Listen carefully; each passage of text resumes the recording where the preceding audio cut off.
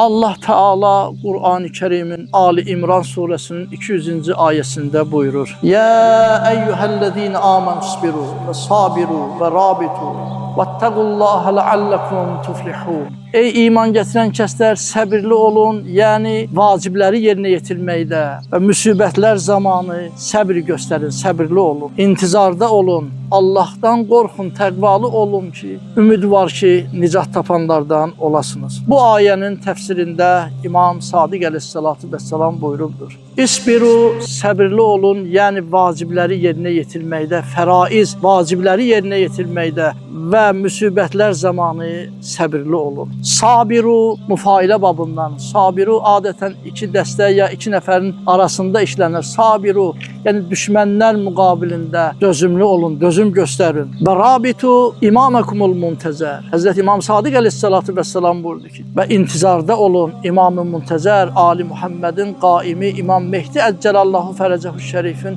intizarında olun. Allah bizləri bu Həzrətin intizarında sabit qədəm olanlardan qərar versin.